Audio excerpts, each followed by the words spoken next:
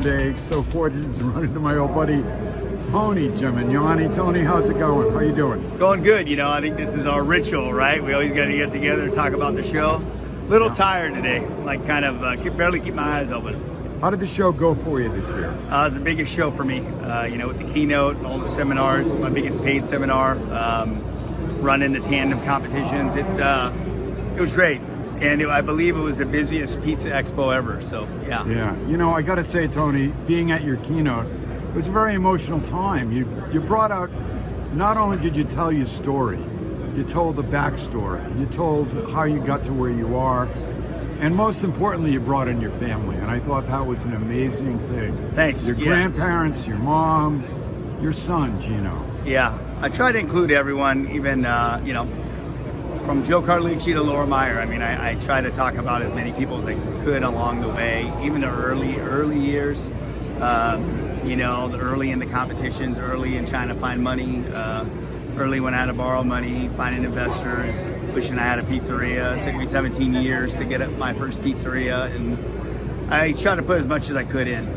Mom passing away, things like that. So going through COVID, getting out of COVID, obstacles in life. Everyone thinks it's been really easy for me, and it hasn't. I've gone through a lot, and I came from the school of hard knocks when it comes to business, and getting out of high school, getting into the pizza business. So yeah, it's been 32 years in the business. It's Respect the Journey. That was the name of it. And my success is your success. That was what I was trying to tell everyone. Absolutely. Of course, the lightest part was your story about the Dago Bagel. You talked about that before. Yeah. Never let a day go by. Never let a day go by. It was just something that came about a guy that was really frustrated with me for being a busy concept in the middle of COVID, and he's mad at the world, mad at Dago's, a very racist man in the neighborhood of Little Italy in San Francisco, and kind of, going after me, calling the city on me, calling me you effing Dago, So in the middle of that, I was building a bakery and a bagel concept, and I said, what, screw that guy, I'll call it Dago Bagel.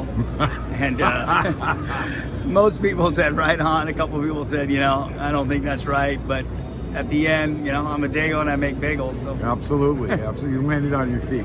Now, the other thing, I know, are you closing the pizza school?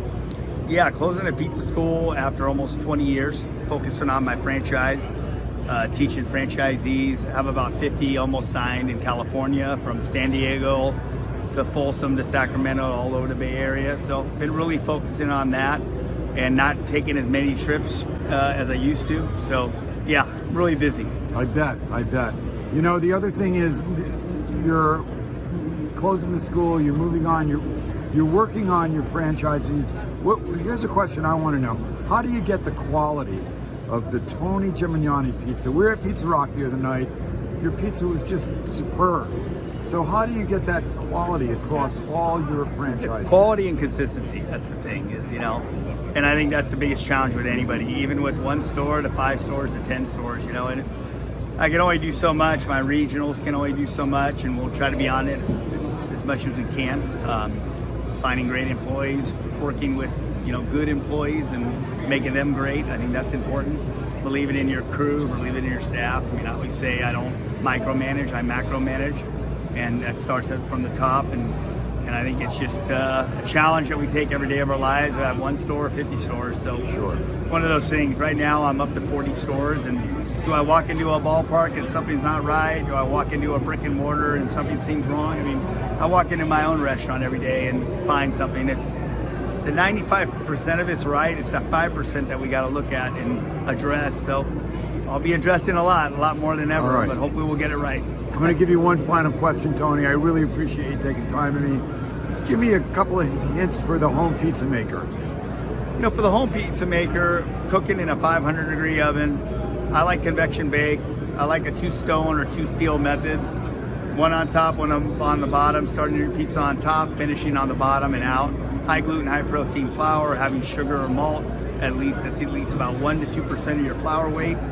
I think topping more ingredients after the bake than pre-bake. A lot of people at home think that you just need to load it up with toppings, and if you think about pizzas that are very simple, like just a tomato sauce and cheese, but when it comes out, you finish it with peppadews and prosciutto, Parmigiano Reggiano, goat cheese, you know, shaved Parmigiano Reggiano, things like that. Stronger pizza, faster pizza, and a more beautiful pizza. And a lot of people think that everything has to go on before the bake. It's really what goes on after bake that makes pizza Right. pop, you know? Yep. So, Tony, thank you so much. I really appreciate you Thank taking you. time, and Yeah, all the best to appreciate it. you in the future. thank you. Good to see you, man. It's always good to see you. I mean, every year, I'm like, when am I going to see Albert?